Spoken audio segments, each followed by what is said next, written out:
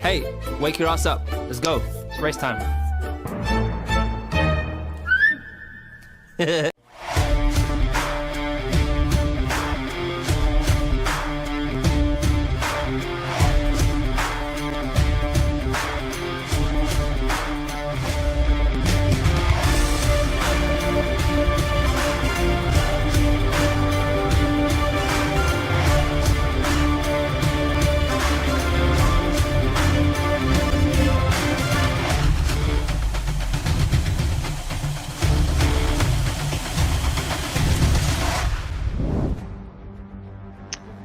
And welcome to the Emilia Romagna 2022 here at Imola, Italy.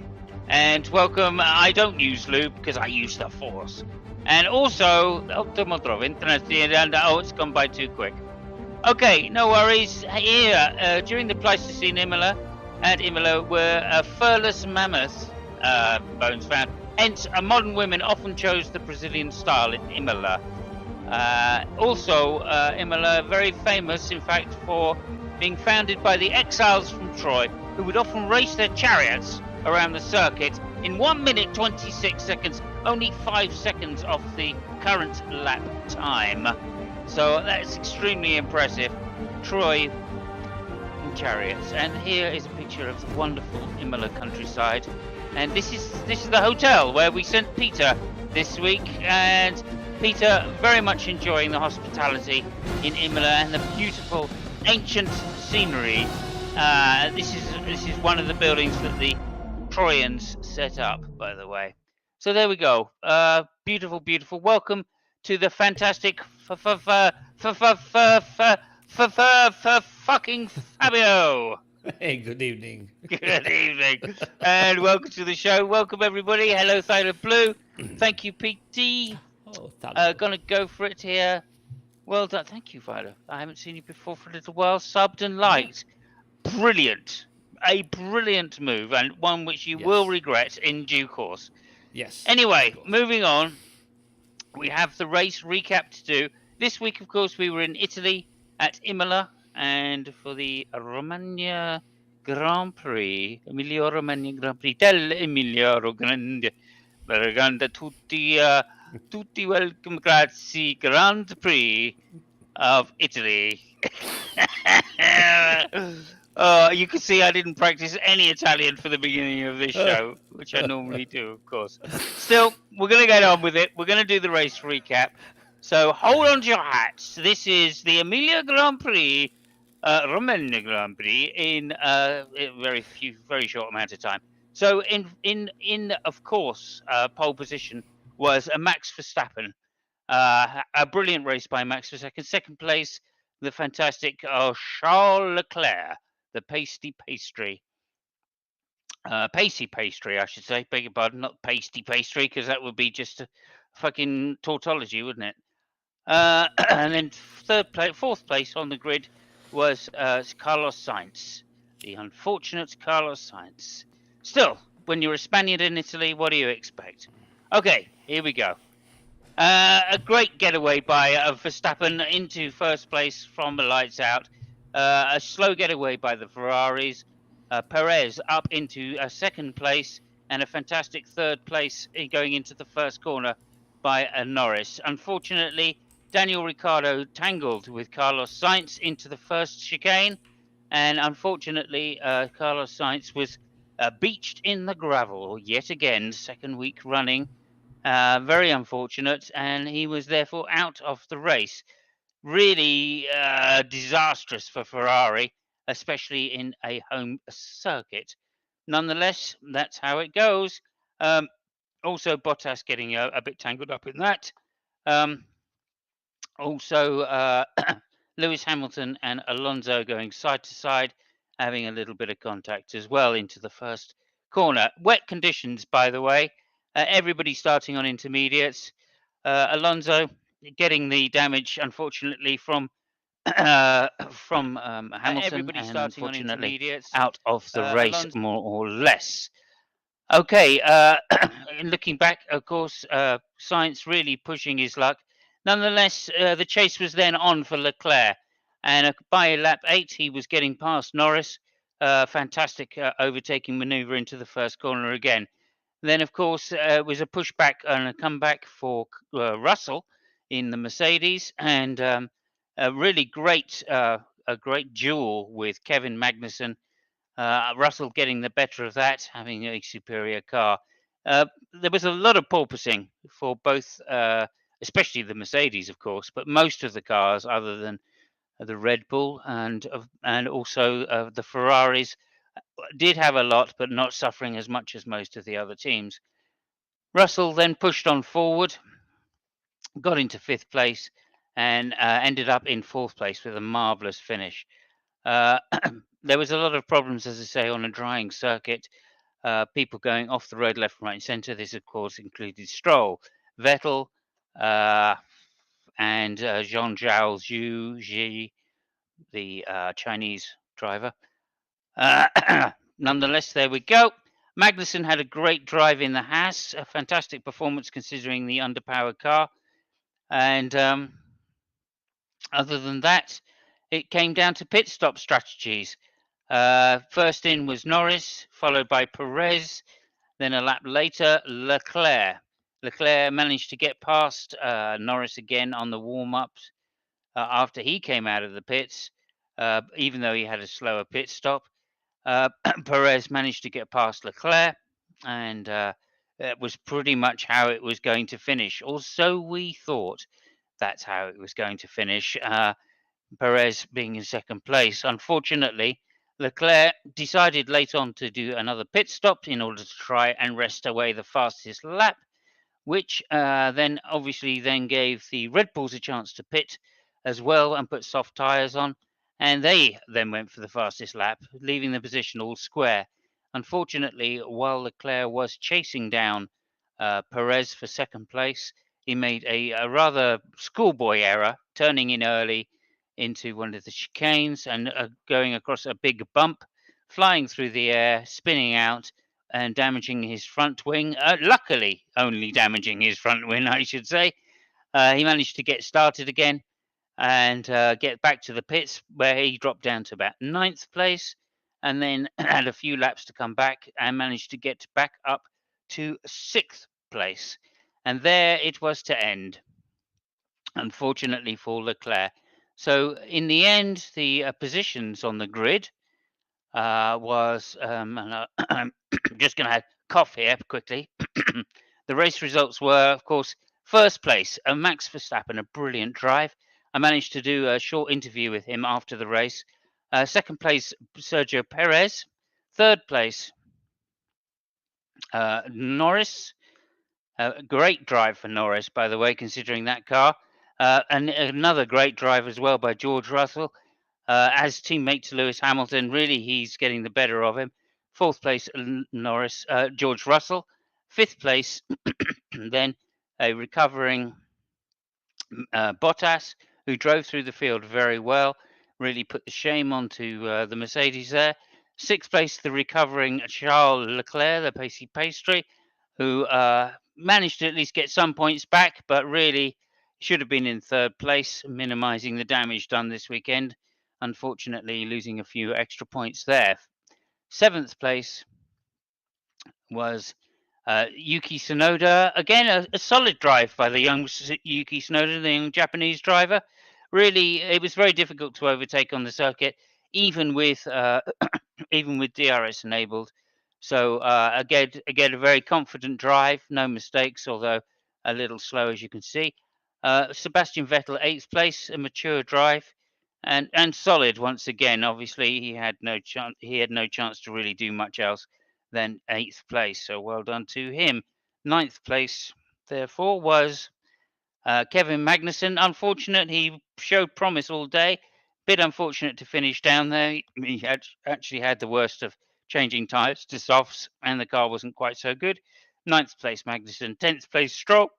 Again, backing his teammate up very well, showing he's there on merit. 11th place, I feel, was Alex Albon, again outperforming his car. His car is the back of the grid car. Pierre Gasly underperformed considering his teammates finished in 7th. 13th place. It was Lewis Hamilton, who actually got a move to place forward. He finished 14th, but due to a 5-second penalty for Esteban Ocon for unsafe release in the pits, although why it's only 5 seconds, I don't know. He actually finished 13th, then Ocon 14th with that penalty. 15th place.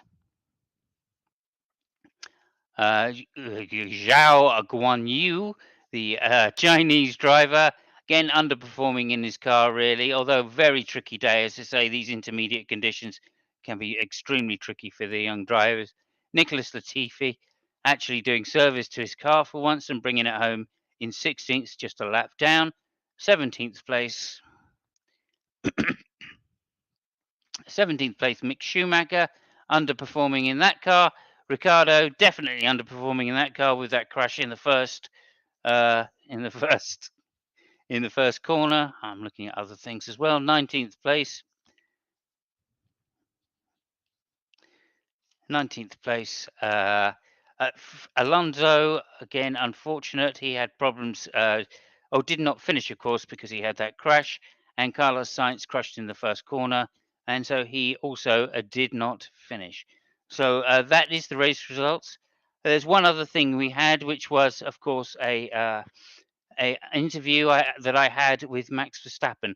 So I was able to ask Max, and basically the question I put with Max is, it was a very easy race for you. Did you not get bored in the cockpit? And this was his answer. Yes, very much. I was extremely bored, but fortunately, I also took some spliffage, and I had so many spliffs in the car going around. Also, I asked Perez to bring my partner, Perez, to bring some spliffage out, and he stopped in the pitch and got me also some weed. And very much we appreciated that. It got a bit smoky in the cockpit for a while, but nonetheless, we had some great fun. And also afterwards on the podium, we went behind the podium together, and we very much enjoyed some prostitutes. So all in all, it was a great day. I managed to get my end away and also get very fucking high. So there we are. So there we go. That was the interview with Max Verstappen that I managed to, because that's exclusive, by the way. You won't see that anywhere else. So there we go. I didn't know that Max Verstappen is the retarded son of Arnold Schwarzenegger, but yeah. God, is my accent getting that bad, is it? Okay, never mind. Anyway, so from one Italian to another. Yeah, because yeah. As you can see by my Italian flag there. Yes, which is obviously genuine. Obviously, it's obviously, yeah. I'd just like to throw it over to you, Fabio. How did you find the race? And what are your thoughts and opinions, please? It was hard. It was really hard. So first things first. When we talk about Mercedes, I don't think we are not allowed to talk about porpoising anymore. That is straight up bouncing. It's bouncing all over the place. So it's not porpoising. It's something a little bit more that they have to work. And it's really funny that Toto Wolff says, "Oh, we have to understand." Because I remember last 2 years, Binotto saying, "Yeah, we have to understand." And now, I saw a sign in Imola from some tifosi said, "We got it." We understood it, to Toto Wolff. So, okay, that's first thing. The second thing, yeah, of course, science. And yeah, I'll just leave the old sprint race, which was, that was the only race I really had fun. I could really root, for something, because the race was another thing. Great race from Carlos Sainz in the sprint race. He managed to overcome, the problems that he had in qualifying. But talking about the race, I don't really blame Ricciardo. I think that was a race incident. Carlos gave him plenty of room, but Ricciardo bounced it on the inner curb, and he just. I got to say, Ricciardo is not the only Australian that took away another Spanish driver, because the same thing happened in MotoGP with Jack Miller and Joan Mir. So Miller. So see, I mean, there's something with those Yeah. Australians. They really hate the Spaniards. I don't know why. Late spoiler, by the way, for people that haven't Oh, seen the yeah, MotoGP yet, including yeah. myself. But thank you. Okay, yeah, yeah. You're welcome. Yeah, but I haven't told you about the big ball of fire. So Oh, okay, yeah. yeah. Okay. Yeah, I mean, of course, the thing with Leclerc, the race was difficult from the beginning without Sainz in the equation. Basically, Red Bull could do whatever tactics they wanted. Perez actually, drove a good race, so he was a contender, and it was clear that they were trying. I mean, they would eventually try to play some tactics, as rightfully so. Now I understand that there is a lot of armchair, team manager, blaming Leclerc for what he did. I mean, he did something really stupid. That was, in hindsight, that was the kind of race where, I mean, if you're aiming for the championship, there are some races where you need to get third, or third or second. It doesn't really matter. Now, what I would say is that, a couple of things. The first one is better now than later in the season. And the other thing is that, I mean, Charlie's really young. We said it before. He's really hungry because he spent 2 years in a shitty car, and he really wants to show up what he's capable of. And also, if we remember last race, where he kept, trying, the fastest lap, every time when he was ahead.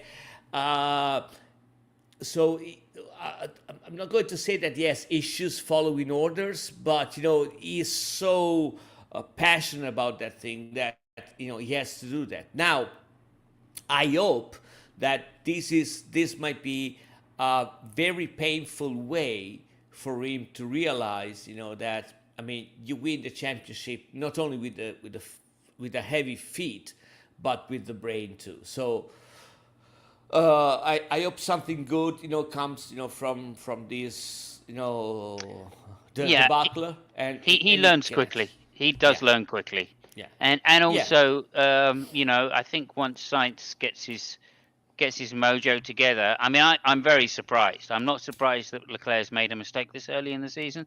I am surprised that Sainz keeps putting himself in a position where he can have this happen to him.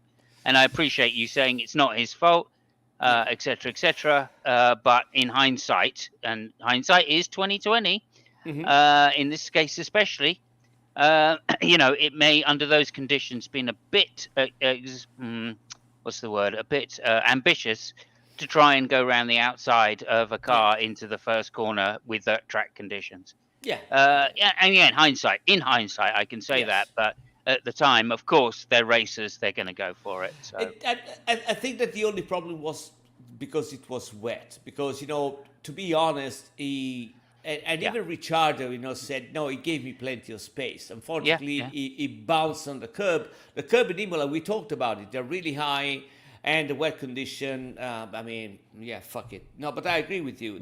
I think that Carlos' problem started on Friday with the qualifying. Even if he managed to take, I don't know, many positions, 5, 6, in the sprint race, but still, it didn't.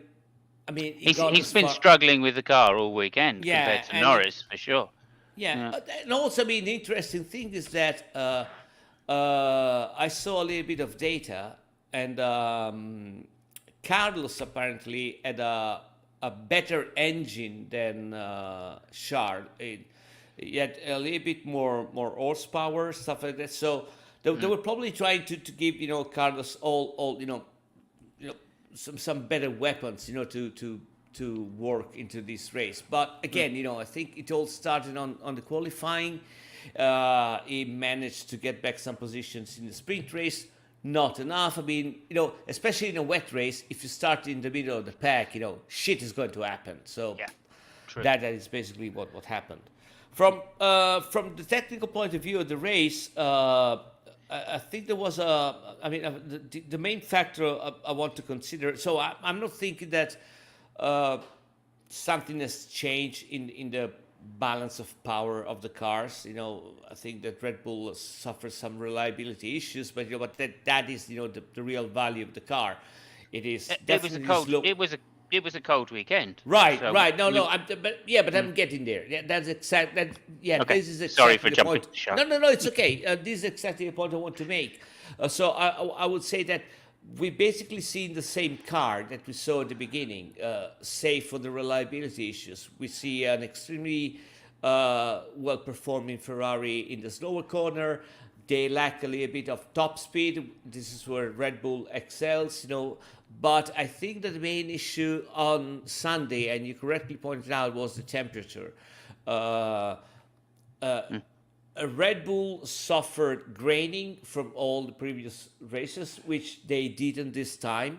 And on the other end, Ferrari suffered from the fact that they were struggling to bring the tires to temperature. And I think that all boils down to the fact that the weather was, it was cold, way colder than it used to be.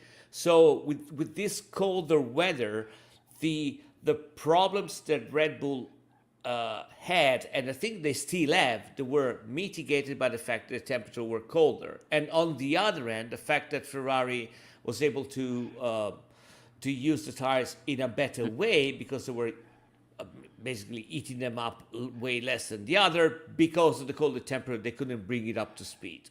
So I think that the temperature played a big role in the. And also with the fact that unfortunately, Imola is not an easy place to overtake, especially with no DRS, and there was no DRS for 2/3 of the race because of the wet condition, which I think was fair.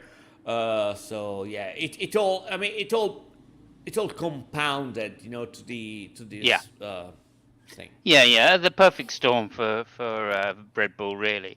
Yeah. In many ways, and I think we're going to find this throughout the season. I don't think they've got over their reliability issues yet. It's too early to say they have, even though in the press they are claiming that it's a big step forward and everything's rosy now. Again, helmet Marco. I don't know what I don't know which helmet they're referring to, but he says some really dumb fucking shit, right? And I understand he's doing it for Red Bull, like nah. But they really bring the maturity level of the paddock down considerably. And I understand they've got Max Verstappen in their team, and they have to give him that kindergarten kind of atmosphere. Otherwise, he feels a bit intimidated, presumably. And that's a Helmut Marko quote. Still, it could be worse. It could be Hamilton, which what the actual fuck? So this week we had Toto Wolff apologising to Hamilton for giving him such a shit car. Yeah, and it's congratulating Russell for the 4th position. So, yeah, exactly. And it's like I said, I don't know. Hamilton has been complaining about it, but I don't know what car he expected to get, considering he signed for Mercedes again. So, I don't know. It's a bit strange. Bit strange to say the least. They apparently also had a little bit of back and forth when he came back from qualifying. At least that's what the television got. There was no audio, but the face of Toto Wolff was quite telling. So you noticed this, didn't you? And said it in one of the chats to me. Like they had some serious words with each other. It was his last race, wasn't it? Mm-hmm. I think it was, where clearly Hamilton was very pissed off with Toto, and made it plain that was the case. So I think they were trying to do damage limitation on that in some respects. Nonetheless, it was Imola. It's what we've come to. Well, it's what we used to expect from Imola all those years ago. Mm-hmm. Of course, that it is a very difficult circuit to overtake, and especially since they put the first chicane in, it means the cars no longer have that extended length of time to get to top speed. And there you go. Really, what can you say? There were some good overtakes though.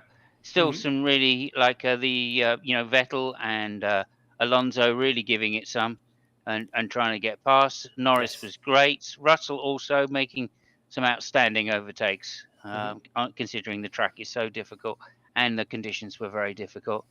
Again, I think this is an outlier track, and so we're not going to see too many this kind of race repeated too often, mainly for temperatures and secondly for track layout, which is old school and very difficult. Thin. Yeah. It's a narrow track and a short track, so we don't get too many of those anymore because of course we've got Herman Tilke circuits all over the fucking place now. So we've got those to look forward to with 20. Right. I think they've got maximum now. They've put a limit on it now. We can only have 20 DRS zones maximum. So that's tops. something. Tops. Yeah. Tops. Yeah. Whether we'll get there this year, I don't know. Okay. Thank you for your race recap. I mean, Recap? we should. Sorry, did I say crap there? I beg your pardon, Fabio. I'm thinking of somebody else. Peter. That was cool. I didn't expect it. That was really cool. Yeah. I'm not even mad. No, okay, that's great. I'm glad because fortune favors the brave, as Lewis Hamilton taught me. Or it wasn't Lewis Hamilton; it was Roscoe, his dog. That taught me that. So there we go. I know it was. It was probably Bottas. No, since he changed team. Yeah. We should call him by his correct name. Fucking Bottas. Fucking Bottas, Jesus Christ! I mean, who would have thought that guy could drive, and in order to prove it, he had to go on an Alfa Romeo. I mean, Alfa. Yeah. It blew my fucking mind. I'm just blown away. And I heard an interview for him who said, no, I'm really grateful because I'm in a team now. I say things and they listen to me. And it was like, yeah, that's how it was supposed to be. I mean, you didn't get it while you were Mercedes, but apparently your bank account was too big, to worry. You could even actually hear. He had too much money stuffed in his ears. That was the fucking problem at Mercedes. Yeah. Oh well, there you go. Right, so we've got other people. Here we go. When are we going to after Putin? You two are not too old to join the Ukraine army. I've got no idea what you're talking about. Yeah. Still, there we go, Jill. Calamity Jill there, trying his best. What can we say? Okay. Excuse me, I'd like to bring in Peter now. How are we doing? We sent Peter to, of course, well, you saw earlier the hotel, the ancient hotel built by the Trojans. Beautiful place.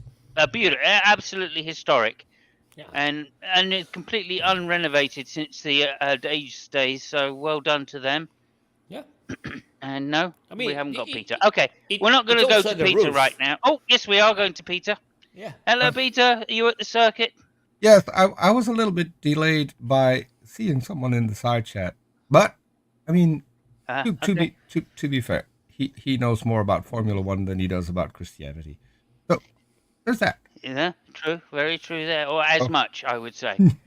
Okay, moving on with obviously Russian politics as well. I don't care. As long as they have Tyler Blue watching us, I'm golden. So, yeah. Okay. Okay. You hear that, fella? You're loved. What can we say? Okay. So over to you, Peter. How did you find the race? How's it been out there? What's the weather been really like? Have you had to put on your raincoat? I have for just a little bit, but as you can see, there's a blue sky behind me, which is nice because the hotel wasn't exactly watertight. So, but I mean, things happen, and yeah. Well, I mean, you mean that you had your private pool? That's what I had my private pool. The hotel was sitting in the middle of it. Yeah. Pretty much. So yeah. Good Italian hospitality. Who apparently had the weekend off because there was no one. But I mean, shit happens. So one thing I do want to, and this is a late addition to what I had, and for that, and I'm not sure if we still have Simos or if he stepped away to, I don't know, have a sanitary stop or whatever. Oh, there he is. Sorry, there he is. I'm in a bit of a cough. What do you need? I have that every once in a while. So the thing is, you said helmet, Marco helmet. The helmet thing seems to be a thing because I noticed something on Twitter, and this is from someone who is from the UK. She's a lovely young lady who tweets all about Formula One and is currently still in Australia because she went there to see the race. But she tweeted this, and I have no clue what that means. Can you explain that to me? Because my mind was off and doing the mushroom helmet in real life has made my day, has made my life. No, I've got no idea what that means. I have no clue too. I mean, yeah, I can imagine things with the mushroom helmet, even if you're at least if you're from the UK. But I don't know. So the race, yeah, it was to say the least, a little bit disappointing for Ferrari. So there were lots of memes on social media about Ferrari. One of them was this, summing up the Ferrari weekend. I wouldn't do that, although I don't think that pasta is deadly. But one of the fans at Imola tried to visualize the Ferrari weekend in how she dressed, and that was pretty much it, I think. So, I mean, what can you say? One of the cool things that I thought from the coverage is that we had the cool down room back, and as we can see here, I don't know what they were watching. It's some guy who was somewhere in the paddock. I think he stayed at Fabio's house. That was just after I did the interview. Yeah, and I mean, I don't know what they were watching either, because I think we forgot to say was that the international TV direction is total shite. Yeah, and I think it's we should make a banner for every race, because apparently it's a thing right now, but it was total shit. So yeah, sorry about that. It was something I had to say, because I will take note of that. So yeah, as we can see, we've got the top three in this race watching this guy in the paddock, and probably the reason why they're watching. And I have a blow up. I don't know where he gets his race suits from, but that is a distinctly British logo that he's got on that particular. Yeah, that's the famous British firm of cock and balls. Yes. Of Threadneedle Street. Yes, and it also exclusive races. Yeah, it also caused for some controversy because when Lewis arrived at the track, people thought that he had an accident with his painting palette, that he may have fallen onto it. And we have no clue what is going on here, but so people have been guessing about what happened, and some people say that he's currently designing his own clothing line, and so this apparently is one of the shorts that he designed. That's right. Probably balls from Threadneedle Street. Probably with Simos Funk in mind. I have no clue, but yeah. That leads me to the next thing, because we saw Simos with his logo, and we saw Lewis with these pair of shorts. In the elevator that takes the top three up to the cool down room, here's what happened. So I was in that elevator, and there you go. So we don't know who did that. It could have been Lewis. It could have been Simos. We just don't know. Well, by the looks of it, it's more likely to be Lewis than me. By the looks of it. Okay. Last thing I want to say is, one of the sad things that I saw is Lewis taking it out on his poor physio girl. I mean, this is just sad. Lewis on on a little scooter and she has to carry the bag and run along. I mean, that's not how you're supposed to treat people.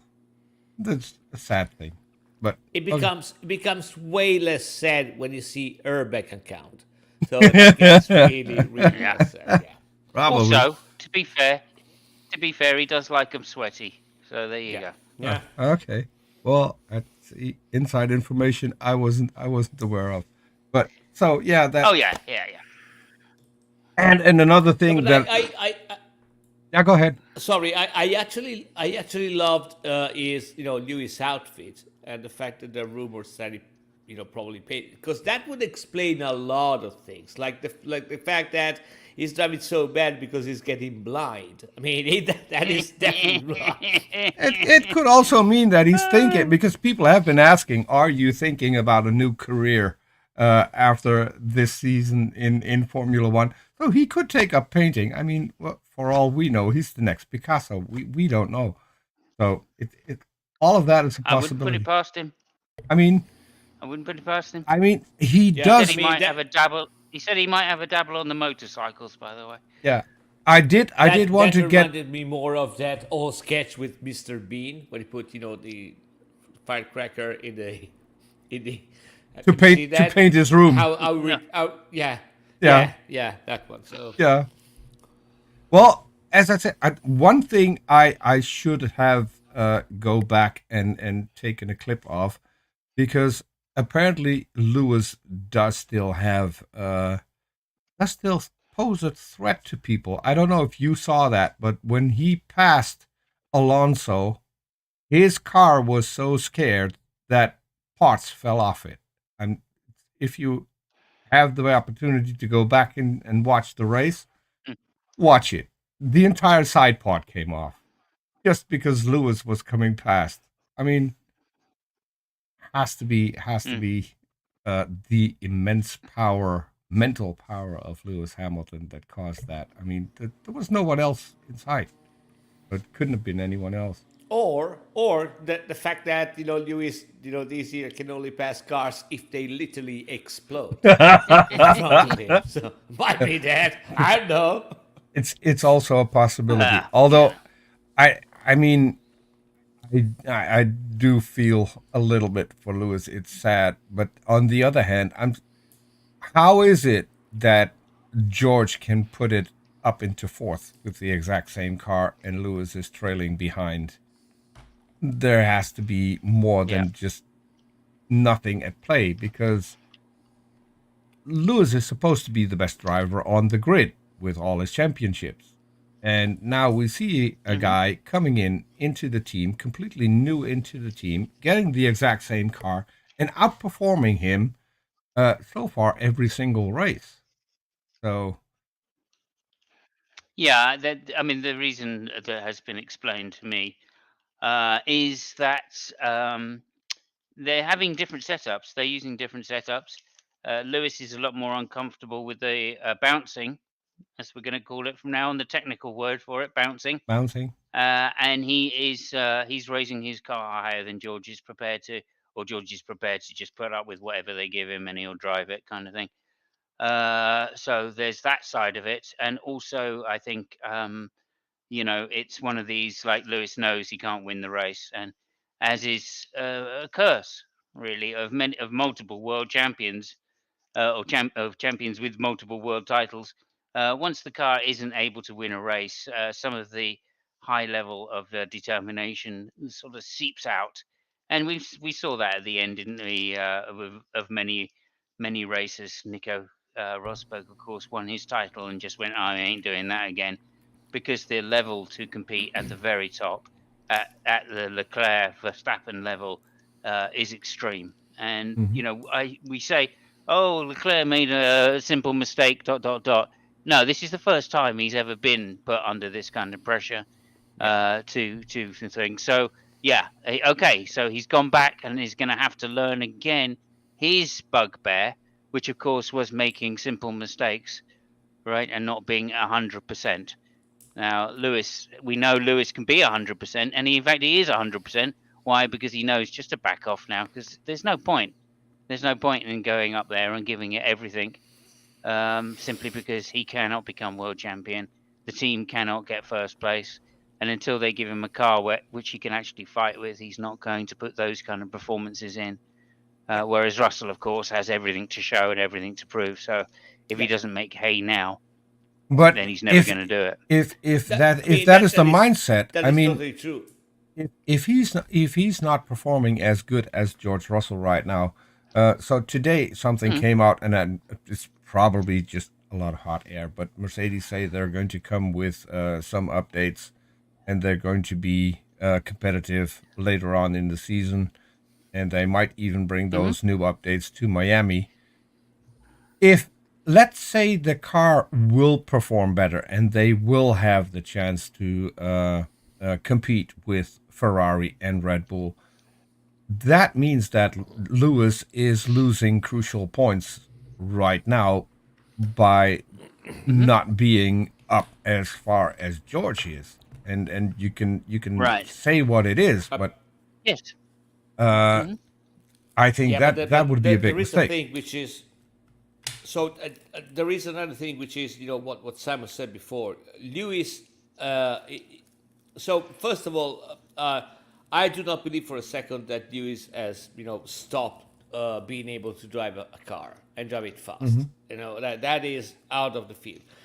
The thing is that Lewis has won so much and it's been so successful that my opinion is that he knew from the get-go, from the first race, that this is not a car that will allow him to win this World Championship. Even if they get better, because he knows, well, they have an idea what the problems are, and I think they have an idea of what it needs to be done to solve them. And I am positive that he knows that there is no way that they will be able to reach out for the two of them. So I don't really blame the guy for saying, you know what, I'm not going to risk everything because, it's not worth it. Russell, as Simon said, it's another, it's another thing. This is his chance, on a competitive team, not a competitive car. And if he makes good. Because now, let's be fair. Russell now is in the perfect position because he has a shitty car. And if he does well, he's driving well. And if he drives bad, the car is shitty. So he has literally nothing to lose, right? But Lewis, it's true he has nothing to lose either, but he's not really that interested. He's not going to get sacked if he has a bad season. Let's put it that way. Right. To play the devil's advocate, one might say, and I think we remember, last race too, the 2005 season of Ferrari, where the car was atrocious, and it was a similar situation, from coming 2004, 2005 as this year with the Mercedes, a super winning car and a piece of shit car. Again, playing the devil's advocate, even in 2005 with that shitty car, Schumacher was never outperformed by Barrichello. But again, that would be not generous, to say, because, times are different, situations are different, all that jazz. But again, I think that this kind of thing, Lewis should think really hard about it, because even if it's true he has nothing to lose, and in his mind he thinks there's nothing to lose, it's not worth risking, he might actually have. Not in, being reconfirmed in the team, not, a money problem, but it's just his legacy, from when he lives. So, his motivation might be, if it slips this year, how difficult is it going to be to get back up to the top level again? If by the end of this year Mercedes can give him a car to win races, all right? That's my kind of worry about it, and taking his foot off the gas, because he's had his foot on the gas now for such a long period of time. That and he's achieved amazingly high levels. Obviously, he is the GOAT in the terms of records, etc. Certainly the equal of Schumacher, and so really, again, taking his foot off the gas for me doesn't seem too much of an issue. He certainly can put it back down again. My issue really is that Mercedes have not said what they normally say, which is, yeah, we're going to have updates by the time we get back to Europe. We're going to have updates in a couple of races. They've said we're not going to have updates to sort the porpoising out. Right? So to me, that means it's a chassis issue. Yes. Right? There's no other way around it. And if you have a chassis issue, you can't change the chassis mid-season like you used to do. And even when I say used to, right? I mean, McLaren have done it. Lotus used to do it. They would bring last year's car to the beginning of the season while they were still working on that current year's car. We're talking the 80s and the 90s. Yeah. So, I mean, it's a big problem. You can't get chassis tested in time to bring them in halfway through the year, which is clearly, I think, what Mercedes really need. They've gone the wrong way with development in terms of the understanding the rules the way the other teams have. And I think they went down a conservative route, right? Trying to get as much downforce as possible, which seemed logical at the time. But of course, when the porpoising really came up to be as bad as it is, no, actually, it turns out that efficient drag is where the real money is, right? Which is where Ferrari seem to be really paying or getting the thing or making dividends. And of course, Red Bull also have that advantage, even though it's in a different way to Ferrari. No, but you're right. I think you were right when you pointed out, that one main issue is the motivation of Lewis. And I think that, so he either doesn't care, which is, is more than legitimate. I mean, it's his life. Nobody can really blame the guy. Or, I mean, it might be the case that during the year, the thing that has always been said about Lewis, and I would say before saying that, I think it's not true. Well, it's not fair. There might be a little bit of truth in that, but not as much as people say. That they say, yeah, Lewis won so much because he had such a superior car.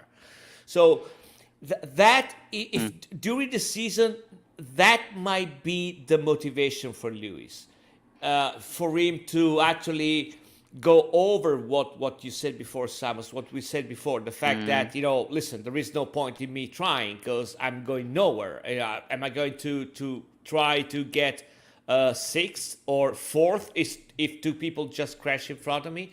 Doesn't make any sense for a 7, 8 world time. Let me. When we say not trying, we don't mean not trying. What we mean is not giving it that extra 110%, which at the very front of the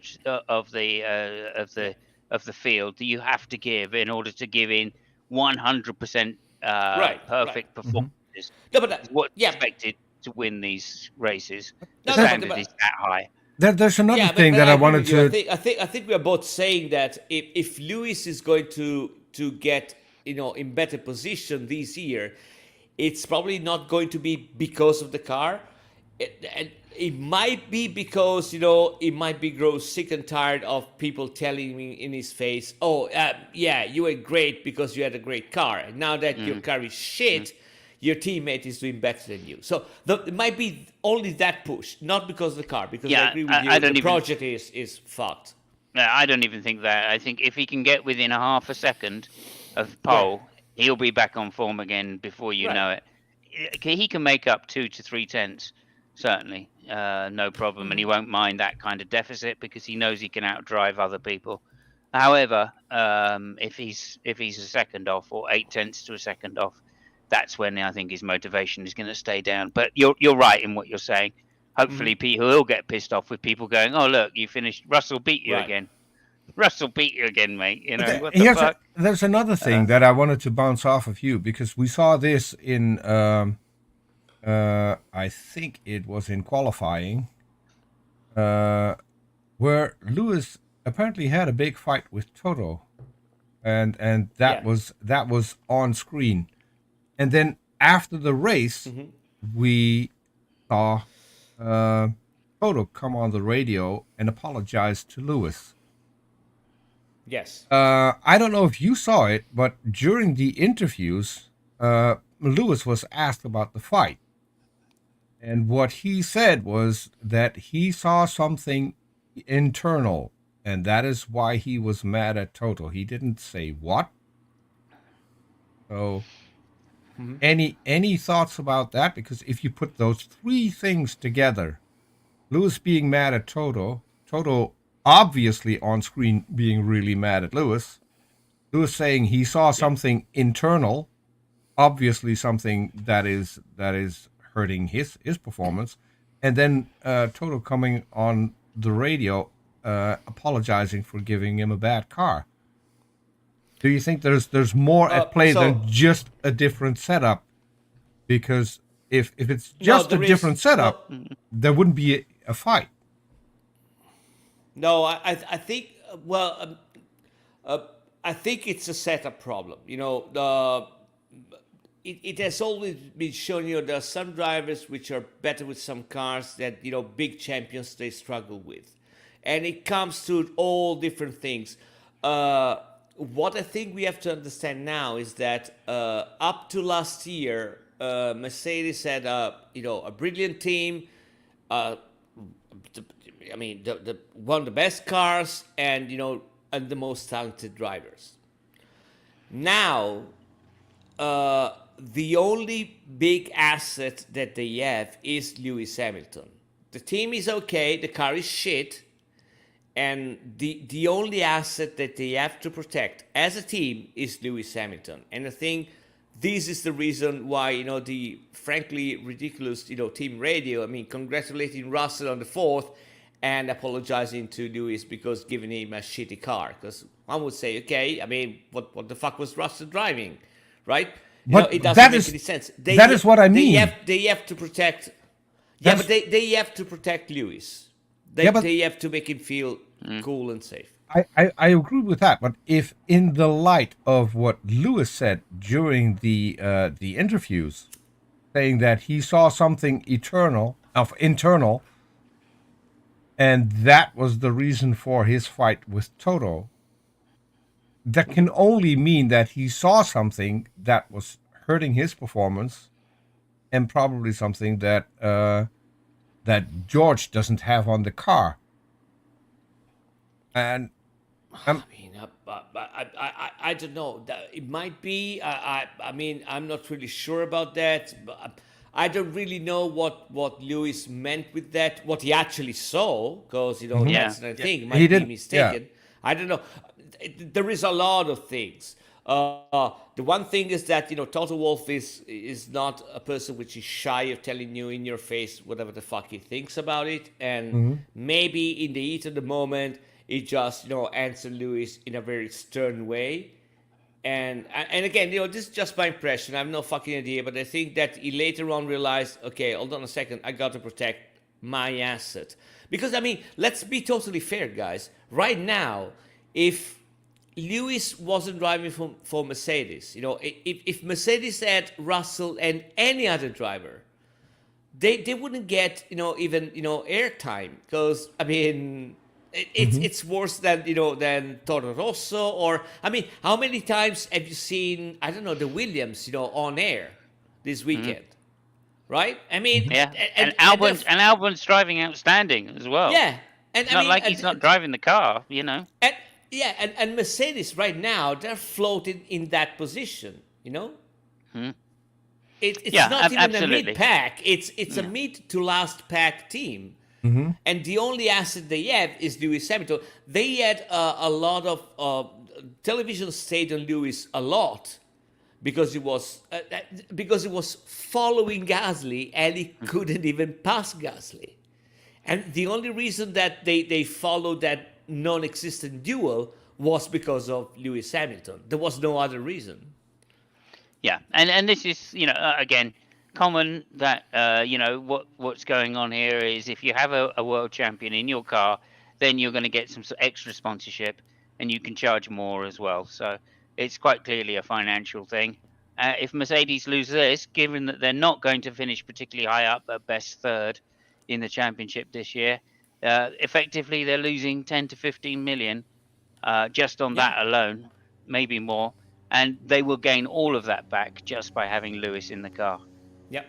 Yeah. So I mean, it's obviously well worth keeping Lewis. Plus his proven track record to be able to take a car and drive it perfectly with no mistakes. And how many people can say on the grid, right? Well, how long has it taken Verstappen to learn to do that, right? Right. The first 3 years, he could do nothing but crash into people or crash his car. Okay, Yeah, I mean, there is also his sense of fashion, which helps a lot in those spots. That's true as well. Yeah, he's very well connected. Yeah. Well, the reason I don't know. The reason that I bring it up is because in Australia, Lewis was the one driving a car with all extra sensors during the race. I don't know if you saw that, but in some of the shots, you could see a light underneath the car, which was one of the sensors, and then he had another one on the side, mounted on the floor, which was clearly giving him a weight difference with the car that George is driving because of all the equipment. It could be that. It could well be that, Peter. It could well be that he's getting annoyed about is having to keep the sensors on his car when they know that the problems are not going to go away, and they've already got as much data as they can from those sensors. Or that they're experimenting with, or that they're experimenting with his car, not with George's car. But to be fair, if you're going to do some experimenting, you do that on the number 2 car, and we all know who's driving the number 2 car in Mercedes right now. It was. Yes, it was said that it was a color issue with the helmet, and that is why Lewis is driving the car with the green camera, which is usually the number 2 car. But I mean, no, that's something I do not really agree with you. So there might be a problem. Simons likes the idea. See him grinning. He likes the idea. Well, I understand your joke. I disagree with your sentiment, but it's fun. Yeah, I mean, I'm struggling, to believe that, that there might be a miscommunication problem in the Mercedes team. But, it might be the case. But if you have a project which is shit, which is now turned out to be, quite bad, right? You want to test everything. You want the best driver to test the stuff because this is the data you get. And also keep in mind that Mercedes has been working with Lewis for 7-8 years now. 8 years, yeah. Yeah. 20, so they have pretty good mathematical models of how Lewis is driving, and they can get way more data from the way that Lewis drives rather than from the way that Russell drives. Yeah, that's a very good point. Yeah. That's a very good point. I mean, they did say a couple of races ago, I'll just add in this, Mercedes did say that they were going to keep going different directions with the cars in order to be able to narrow down or at least find some way in order to make the car the best that it can be. And until they actually settle on how to get rid of some of the porpoising and how to extract the best from the downforce, then they weren't really going to just narrow in and go set both cars up the same to try and check data. Right, they need to find some area at which they can improve the car first, and then they can start trying to check data against aero. And actually, in hindsight, that might also be one of the reasons why Lewis is not as pissed as you would think it is. Maybe they just told him, "Listen, man, we just took a shit and we missed, the hole. We need you to help sort these things out. You're basically going to be testing shit. Deal with it. That's the only way we get out of the tunnel." And he might have understand that. So that might also be one of the reasons why he's not really that mad of having, a really crappy car.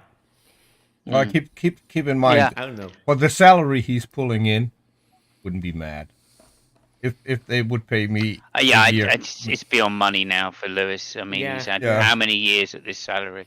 I don't know. Even Schumacher, by the time he got to the end of his career, just went, I don't care how much I get signed for anymore. It makes no difference to me now. I'm getting so much in sponsorship from different companies that I make more money out of sponsorship than I do out of the actual, contract I sign. And Lewis is venturing out in a different sport now, right? I don't know if the deal is made yet, but He's about to buy Chelsea. Oh, I don't know. I hadn't heard that rumor. You hadn't heard that. I hadn't heard that rumor. It is a thing. No. It is a thing that is going on because people are making fun of him because he's not a fan of Chelsea. He was a fan of I don't follow football at all because why would I? Mm-hmm. But yeah, apparently he made. I think I Chelsea's understand pretty that. cheap I now. understand. I mean, Yeah. wasn't Abramovich forced to sell it? So it should be pretty cheap. Well, he wasn't forced, but he sold it down quick in order to run away. So before it got taken from him, you know. Yeah. So yeah, and I think he did. He gave it to the fans or something like that. He just took them as much money out of it as he could and ran away. Yeah. So. But anyway, I don't know what the situation at Chelsea is. All I know is we beat them the other day, so I'm happy about that. If Will is listening, by the way, we're now above Tottenham, so I'm happy. But anyway, okay, moving on. Fantastic. Basically, I think I don't think we can expect much more from the Imola Grand Prix del Emilia Romagna. And because it is such a difficult circuit, I think in the dry you can get exciting races because it's a very short circuit and that always leads to exciting races. However, in the wet, it was always going to be a nightmare. One of the things we didn't touch on really, guys, was in other races we've seen them after the track half dries put DRS on a lot sooner than they did. Do we think this is just because of Imola being Imola and remember 94 was it? So I don't know. I don't know what was the commentary on British television. On the Italian on Sky Italy, they addressed that point, and apparently they asked mid-race to either the race director or somebody over there, and they said that one of the reasons why they didn't open the DRS up until so far was because it was true that it was a dry line, but especially at the second corner it was still wet. So opening when you get over there with slick tires, it would be like going on soap. So there was a dry line, but it was just the racing line which was dry. Yeah. I'm not really sure I agree 100% with that because if you don't allow cars to go over there. They still had inters on. And there used to be a rule where you couldn't have DRS unless somebody had switched to dry tires. Yes. And as soon as somebody switched to dry tires, more than likely they would just enable the DRS. Okay? And I don't know where that rule went, but it got changed because they wanted to put DRS on halfway through a race when nobody had changed to slick tires yet because it appeared because it was a safer circuit, presumably. One of the tilted ones with long straights, etc. And this is why I worry about the state of Formula One, because they seem to again be doing stuff based upon convenience rather than regulation, and I find that to be difficult because it allows politics in. And I think we all know Formula One and politics, when they get together, turn out to be disastrous. As far as I know, that's now the decision of the race director when to turn the DRS, when to allow the DRS. I have to say, I didn't want to raise that point because it might make me sound complaining about stuff, but it's all right. I'm British. I can do that. No. But the thing I'm going to say, the race direction this weekend, it was quite lacking in some points, but and I'm also talking about the qualifying and the sprint race when but especially qualifying because they had a lot of red flag, and they put the red flag immediately every time a car got out. Except one time. Except once that they put a yellow and then the red flag once Verstappen crossed the line, and and Leclerc was behind and wasn't able to do that. So I mean, okay, I get you. One mistake, okay. And then I see the sprint race and say, and then I see the race and the DRS is on, and now I'm just okay. You guys are fuckers. But again, I didn't want to raise that point because I don't want it to be used as an excuse. I'm not pointing finger. No. I get it. It's too early to tell whether that is actually the case. And normally, of course, we're at an Italian circuit, so you wouldn't think that they would do that kind of thing against Ferrari. No. However, it's noted, and we will continue to note those situations throughout the season. And if by the end of the season it's still fucking going on, then I know that we are back in the Prost Senna days of the French FIA saying, no, we're not going to stop the race. We are going to stop the race early because Senna's catching Prost at a ridiculous pace around Monaco. He might win the race if we don't stop the race now. Even though we've been racing for laps behind in this torrential rain when it was convenient to let Prost get out front. And such things as that. And obviously the crash as well, disqualifying Senna for Japan the first year, 89 possibly. Don't know. I mean, at least those times we had Jean-Marie Balestre, which, just by looking at the guy, you can see, okay, this guy is mob. Right? Not even mafia. This is the guys from Marseille, the really shitty ones, right? I mean, just now, you can't. Okay, who the fuck are you looking at? I mean, Claudio Domenicali seems like my younger brother. Such a nice guy, and this other. I mean, you can't really find the evil, spectre, the Blofeld of the situation. It's really hard to point out. So, Peter.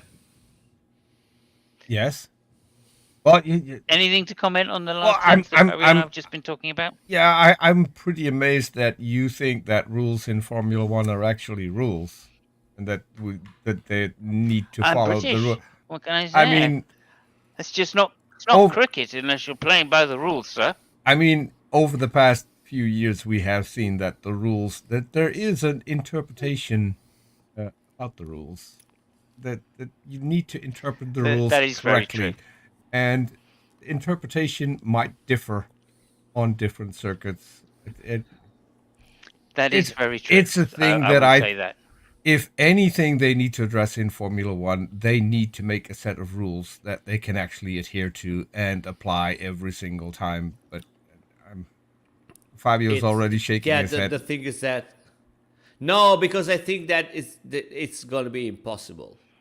It's not like technical rules. I mean, look at the technical rules. They are written in such. It's very scientific, very engineering oriented, very technical, and every time somebody finds a gray area. With trying to make rules which can leave nothing to be interpreted in a bloody racing event, where you have 20, 25, 18 people racing at crazy speed with rockets under the crotch, and they don't give no fucks, it's gonna be impossible. There is always gonna be some kind of leeway, some kind of interpretation, because you can't possibly rule out everything. It's so. I understand that good rules are important, but it's going to be impossible. There is always going to be something somewhere where you have to. I mean, look at DRS. I mean, we criticize DRS and stuff like that. DRS was introduced because Alonso couldn't pass. I can't remember whoever the fuck that guy was. And we said, okay, we make DRS because we make overtakes. And now people say, but this is not really sportsmanlike. I mean, okay, look at Imola. They had no DRS. And nobody except Russell or maybe Magnussen or whatever, managed to overtake because the cars were clipping at high speed. So it's always a problem. And well, they get set up. The cars get set up for the conditions. The conditions are we have DRS, so the cars get set up for the condition to have DRS to overtake, right? So it's a self-defeating thing here, right? That's what I'm saying. If the cars, if we didn't have DRS, then people would set the cars up with lower downforces to have a higher speed in order to be able to overtake. Or they would go back to the Mercedes way of doing things, like, and it's not just Mercedes, but other teams as well, of saying, right, well, we're the car out front, we are the fastest on the grid, so therefore we can have a high downforce, and we can just do the fastest lap times, and we don't have to worry about overtaking. No, but I agree with that, But I'm also thinking about even simple rules, like okay, you wave a flag when the track is slippery. I mean, that has got to be something which people have got to interpret, because the tracks are different. Sure. The tarmac is different. And that thing happens. And again, I hate to point that out. But in Moto2 last Sunday, they had a big crash. 10 bikes just fell down in a corner because of a splash of rain in one corner. Oh, right. Yeah. Okay. Yeah. And 10 of them, they just flew out. Should they had flags? Should they put out a red flag? It was only literally 200 meters of track where they had a sudden downpour. So it's always really complicated. There's gonna be a leeway. Yeah, absolutely. So, of course, there has to be leeway. That's what the race directors are there for. Yeah. And of course, one of the issues though is the amount of discretion to change the rules on the context of the situation has always been the problem. We went through a long period after the Senna era, and the rules were really quite tightened up to the point where the race directors knew, at least had a set of directions through which they would go in order to achieve the result, given any particular circumstance. And yes, there was still discretion, but of course that was abused last year, right? We had the same rules, right? It's unfortunately, I think it's a job which requires a lot of experience, and the only thing that we can say is that it's going to need time. I mean, because I can't remember the name of the guy, the British guy which used to be Charlie Whiting. Okay, you probably mean. Right? Yeah, Charlie Whiting. It was a very good race director at the end of his career, but at the beginning, I remember him shitting the bed, more than once. That is true. That is true. Yeah. And he became an excellent one at the end of his career after how many years? 10, 12 years? Because, the more you're into that very difficult job, the more you understand things, but it's not always that easy. Well, again, I think quite early on, he made his mind up and had it out with the Supremo, Bernie Ecclestone, and said, this is how I'm going to do race direction. I am not going to take note of these things. You guys can sort it out in the courts later, right? But when I make these rules, this is it. I'm going to stick to them. No, and that's kind of how he did it. And there was still some flexibility there, right? But not flexibility in the way there is these days, right? By saying, okay, we have already a dictated set of rules because it's been overwritten in the years, and now we're just going to throw that away just for this race. No, but that had stopped. I do not disagree with you at all. I'm just saying that even being able to stand up and saying that, that requires that you are already somebody which has been, tried, tested, and you have some authority. I don't know who the fuck is the race director these days, but if tomorrow this guy stands up and say, I'm going to do my way, I say, who the fuck are you exactly? Because I don't really know who the fuck are you, right? That's true. So again, back in the day, we had one person, Bernie, who could say, you do it, I'll back you. And once Bernie was backing you, that was that. It was good to go. Okay, I want to read out some stuff. Peter, do you have anything to add on the topic that we're talking about first? I'm fine. I was looking in chat, and I just want to throw that out there. Okay. We need Lucky 7 Wolf in the chat, because the jokes in the chat do improve. Yes. I mean, Carlos Sainz has now completed his second gravel lap. Yeah. Yes. Yeah. Okay. So here we go. Faith says, I bought a Mercedes kaleidoscope. Very, very good idea when watching Formula One races with Mercedes, because they could be anywhere in the grid. Yeah. So that's pretty good.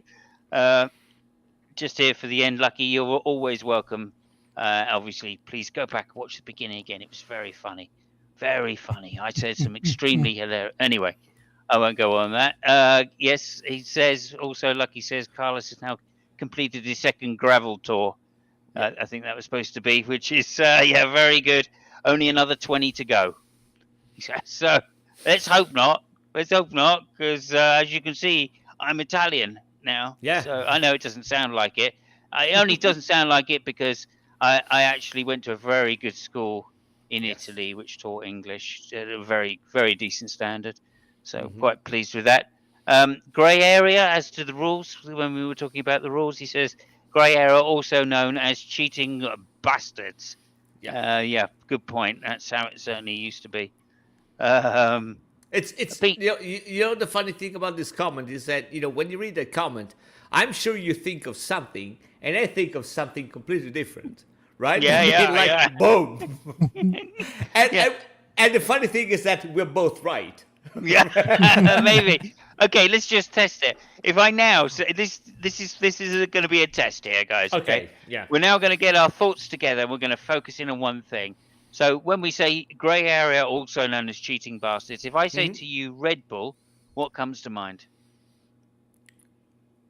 Well, I mean, actually, you got me by surprise there, because I thought you were going to ask me what you think when I say cheating bastard, and I was going to say Braun, but Braun, no, I don't consider Braun to be cheating bastards, other than they had the inside, right? Obviously, yeah.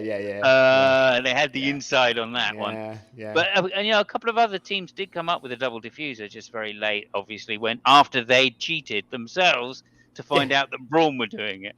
Yeah. So I mean, it just goes to show you. But anyway, there you go. You know, the funny thing about the cheating bastards is that I really love the guys that were cheating and they were not even good enough, but they cheat. Like in 2000, I can't remember, 2005, the bar, they found a double tank that they used to use as ballast, and the bar was shit anyway. But they had to cheat and they found a double tank. So those are the cheating I love. The guys that they had to cheat and they were not even good enough to make a good cheat. You know what I mean? Yeah, absolutely. Well, like what's his name? The guy from Ferrari that left, the engineer. What was his name? Yeah. Oh, and then his wife got caught trying to copy the files. Yeah. It's like, hang on a minute. You left Ferrari, right? Which was a fucking great job with a very good wage. Right. But you left Ferrari, took the technical data out, and gave it to your wife. Yeah. Okay. What the fuck? And then just said, can you drop this off at the local shop and get it copied for me? Yeah. I mean, what a fucking idiot. How much? How much money does he have? Could he just not buy a fucking CD copier? Yeah. You know what I mean? Was it really that difficult? Hey, I mean, to be fair to the guy, inkjet is expensive. The ink for the printers is fucking expensive. So yeah, I would grant it to the guy. So yeah, I was just saying. Okay, so the next one here, my favorite part. So Peter, did you watch this video? Yes. He sent you. Yes. Could you? And excellent. He says his favorite part was when he asked who was the better driver, him or Senna. Yeah. So presumably it was Prost or Senna. Yeah. No. It's I think the video was Nelson Piquet, if I remember correctly. Yes. Yeah, it's the one that funny things. Nelson, the guy that used to crash a lot. Yeah. Okay. And they asked him who was the better driver, him or Senna, and his answer was, "Well, I'm still alive, so obviously it's me." Yeah. That is bitchy. I mean, yeah, no, I remember him at Brabham. He could barely finish a fucking race. Well, it was a brilliant video. There were a lot of funny things in that video. So I think if I'm not mistaken, you linked it in the description of the last one, didn't you? Or at least there's a link. I may have done, yes. At least there's a link in the side chat. So people who do not know what we're talking about, go back to the last one.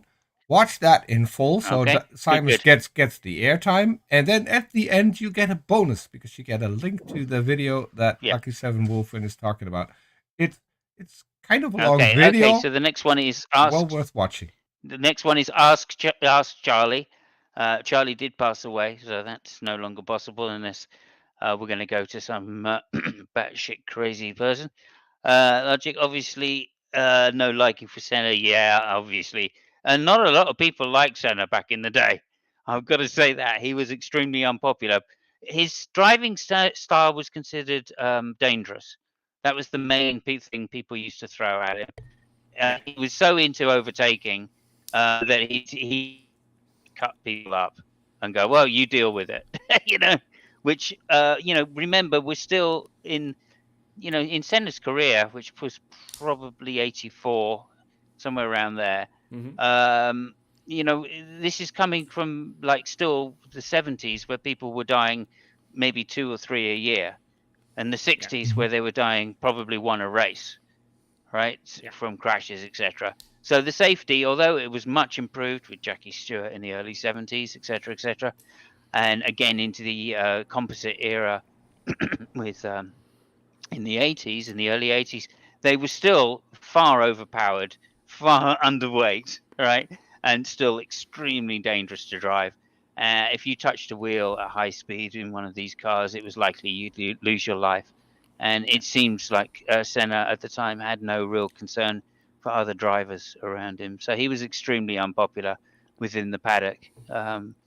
Again, one of the reasons why I think Prost was given so much support by other drivers and other teams during his thing, because he was a very respectful driver in that way. Listen, if Senna drove today, he will be outed as plain dangerous, and that's it. And I've got to say, kind of rightly so, because it was just a different era. I mean, somebody which starts the race and say, oh, you know what, I'm gonna crash into that guy in the first corner on fucking purpose. I mean, that's kind of. Oh yeah, that's one race. That is an exception. That is an exception. And the fact he said it, was a political stance. Right? Remember, that's what he was complaining against. But carry on. Okay, but listen, I mean, one race is not really a good excuse. I mean, Hitler just committed one genocide, so it's not that you do things one time. So I don't know. Oh my God! Someone clip that. Because then we need that. Okay, right. Moving on then. So Lucky says, thank you, Lucky, for all these comments. It's great to have something to talk about at the end of the show. Colin Chapman, the biggest cheating bastard, also a genius. In the same sense that Braun was, I guess. But again, we didn't have the regulations back then about developing cars because it wasn't nearly so restricted. Remember, this is the days, Colin Chapman is the days before active suspension and computers, and also composite parts as well. He was still using different types of steel, etc., and titanium and this kind of thing. So and also people have way different ways of cheating. We should talk about one of these days. We should talk about the Tyrrell, the 6 wheels, and one of the reasons why. One of the reasons why they ended up, where they were, was the fact that after 2 years, Goodyear was not making tires for them anymore, because they were only making tires for them. And apparently one of the reasons was that Ferrari went to the factory where they were building the tires, and they just said, oh, we need a lot of tires. We need a lot of tires for our, production cars. So they took so many resources off of making racing tires that Tyrrell had no tires. Did it happen? Okay. Maybe. But again, was it cheating? I don't know. They were bastards. Yeah, of course they were. Okay. Well, if you guys out there want to hear a special section where we go through just a quick section in the show, I guess, where we talk about previous cheaters, then potential cheaters, then just let us know in chat, and we'd be happy to do that, I'm sure. Okay, mind blown. And Adrian Newey, Red Bull. Yeah, I mean Adrian Newey. Okay, is obviously a genius aerodynamicist, and clearly that was the thing.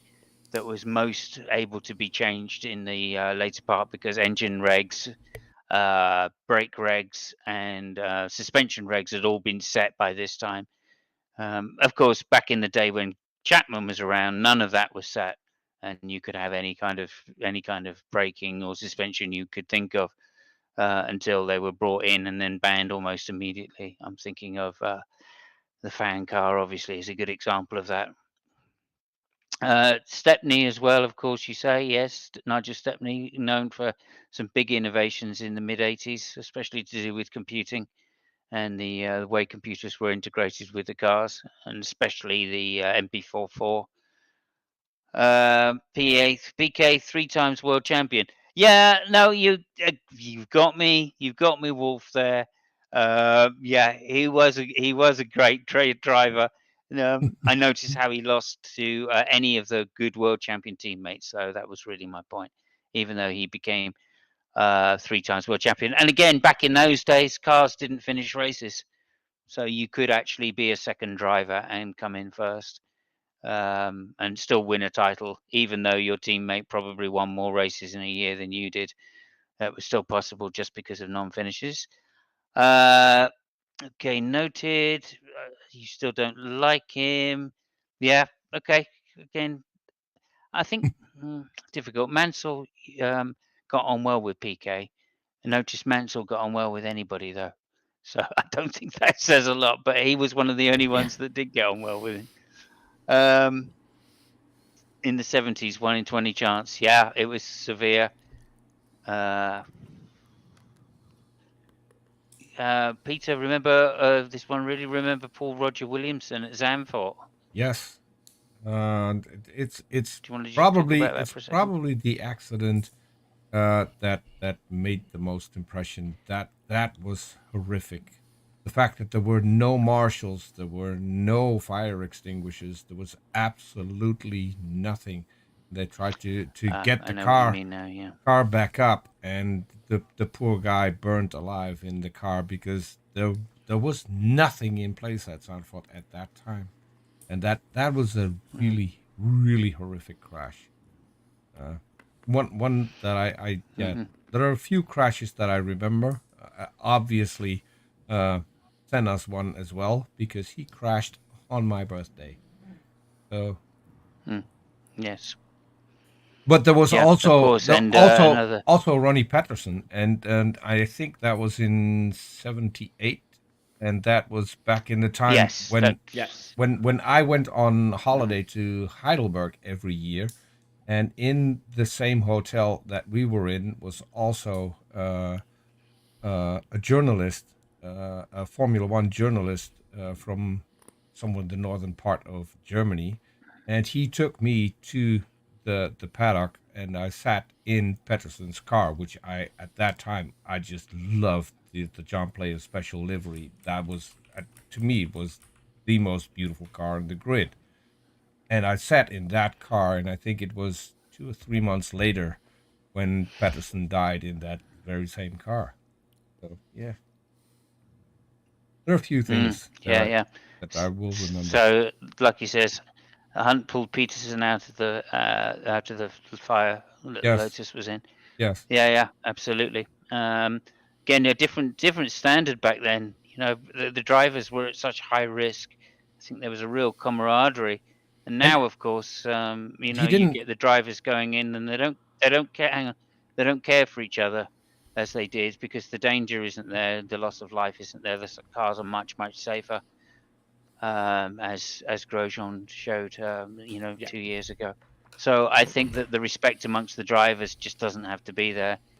One of the reasons that I worried about Verstappen when he first came in, and I'm glad in some respect he's turned his reputation around and his tune around when it comes to other drivers. So and another sad thing is that, I feel Hunt did pull Patterson out of the Lotus, and he would have survived if he not had contracted an infection after the fact that was related to the wounds that he had sustained, but with medical care that we have today, that it would have been prevented as well, and he would still be alive. So that's another sad thing. Yeah, sure. Stepney was the guy at Ferrari who stole the plans. Yes, Mike Stepney. Absolutely right. Thank you for reminding me about that. Brave guy. Certainly, Hunt was a very brave guy. Many of them were brave. You had to be brave back then. Yeah. Brave and stupid. Not just one or the other. You had to be both back then, in some sense. Welcome, Spooky. Everyone's gone live. Roger Williamson's friend David Purley stopped his car to try to get out to go help. Again, just camaraderie back then was amazing.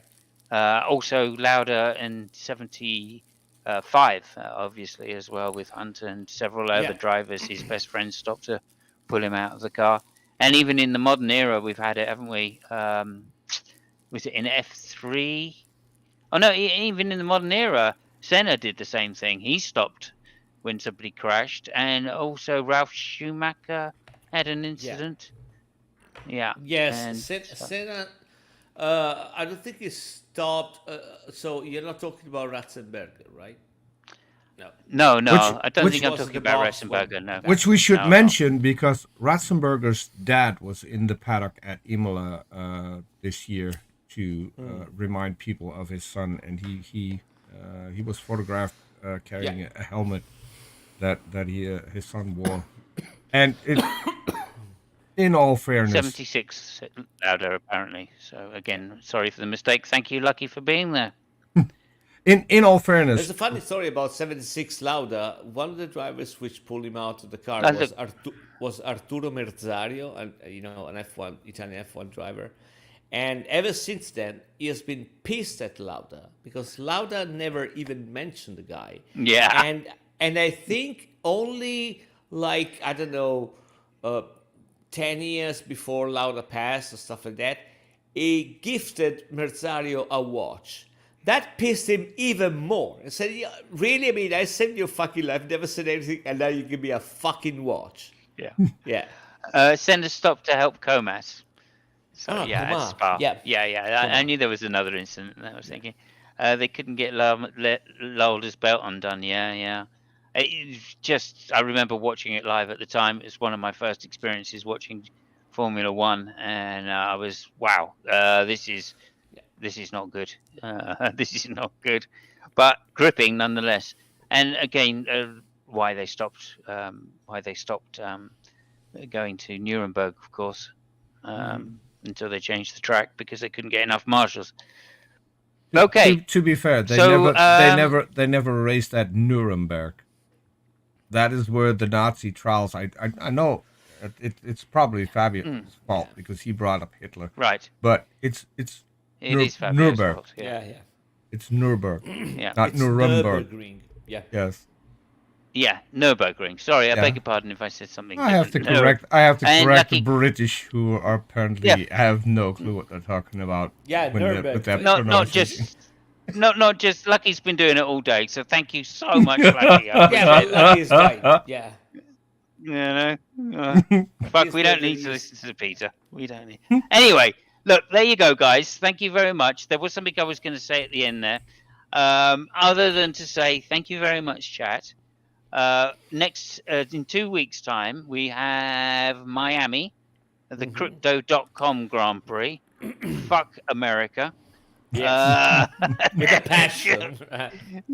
Crypto fucking.com Miami Grand Prix. You say that, but there is still a court case going on because apparently the Americans have discovered that if you listen to a Formula One car up close, you could walk away with lasting damage to your body. I'm not even kidding. That is the court case that is currently going on. And so they've now been asked to provide evidence that you can have lasting damage by listening to a Formula One car.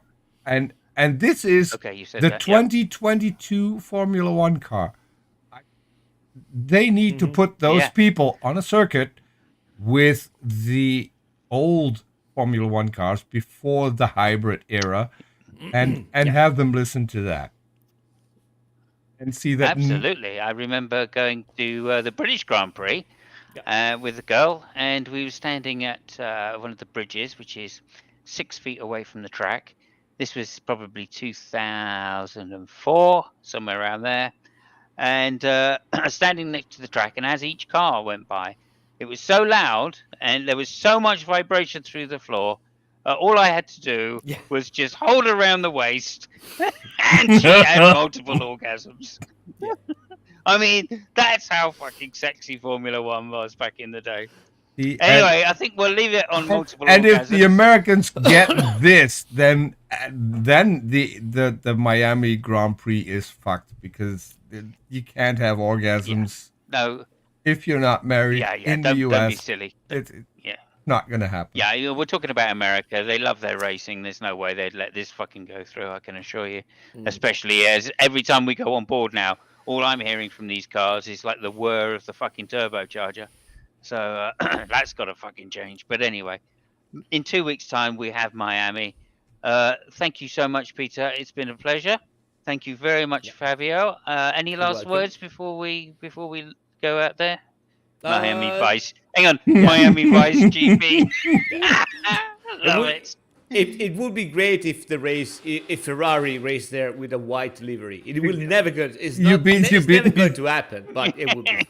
You're going to beat me to it. That was my thought too. Yeah. The Haas, yeah. Okay, the Haas. One white and one black. Somebody should just. One black. Yeah, one black and one white. Yeah. Okay, I don't want to say this, but next week I think you can, or next 2 weeks, you can expect the Miami Vice theme tune at the beginning of the show. Anyway. Oh yeah, of course. Thank you very much, guys. I really appreciate it. It's been great. Thank you very much, everybody. Thank you, Lucky, for all the corrections tonight. Really appreciate that.